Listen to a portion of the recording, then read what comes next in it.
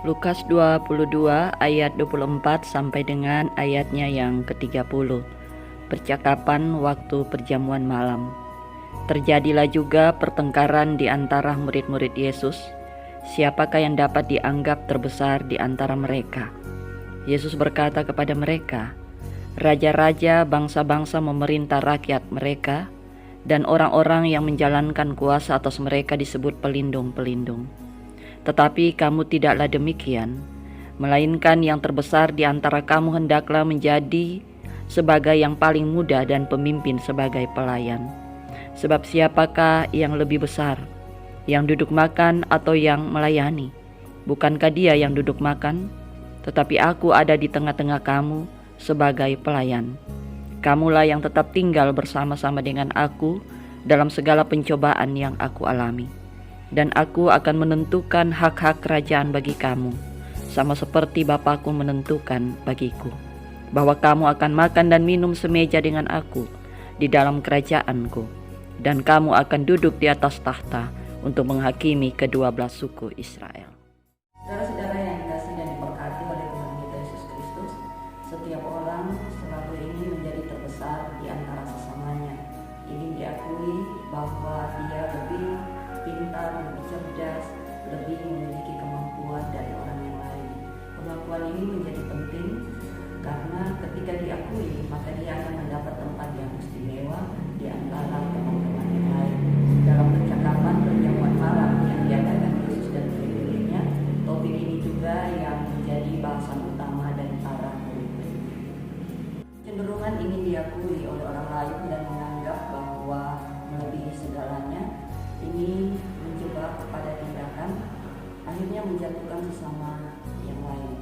Ketika merasa bahwa ada yang lebih dari dirinya, maka segala upaya dilakukan supaya orang itu jatuh dan kemudian dia tetap menjadi orang yang diprioritaskan.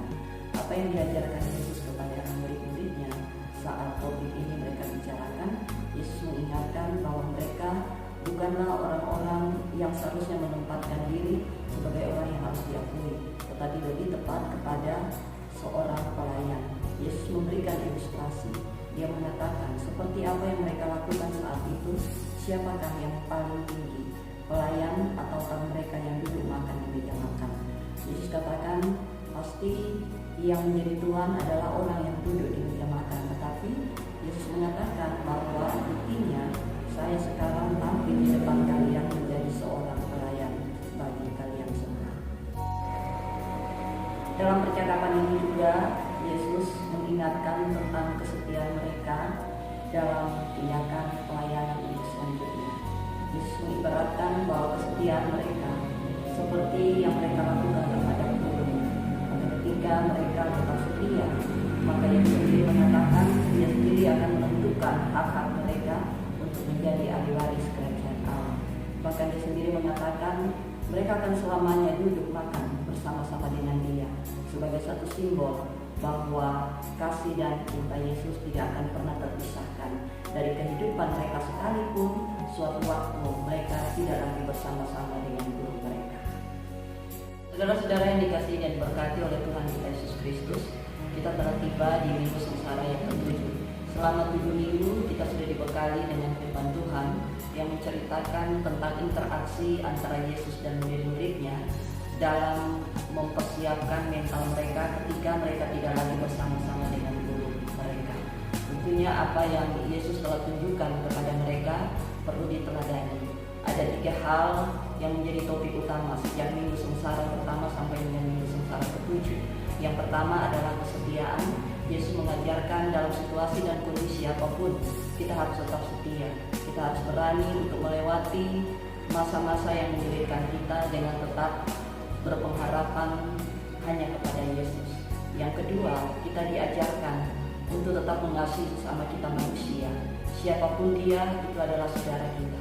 Siapapun dia, itu adalah orang-orang yang ditempatkan oleh Tuhan untuk dapat membantu kita, untuk dapat menguji iman kita, ataupun dapat membimbing kita untuk selalu ingat akan firman Tuhan.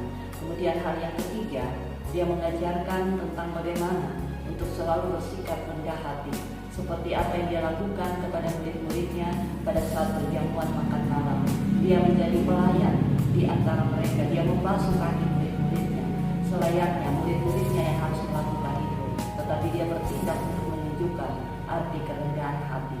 Sekarang waktunya bukan untuk saling menjatuhkan, sekarang waktunya bukan untuk saling menuding, sekarang waktunya bukan untuk menempatkan siapa yang paling benar di antara orang lain, tapi waktunya kita menunjukkan kasih setia kita kepada Tuhan lewat mengasihi dan juga membantu orang lain, lewat bagaimana kita melakukan pekerjaan-pekerjaan yang menyentuh kemanusiaan, sehingga kita bukan lagi orang-orang yang berteriak untuk diperlakukan, diakui lebih dari orang lain, tetapi lebih menunjukkan bahwa kita boleh menghasilkan buah-buah rohani di dalam kehidupan kita. Selamat menghayati minggu-minggu sengsara dan juga menyambut Jumat Agung dan Paskah Yesus Kristus. Tuhan memberkati.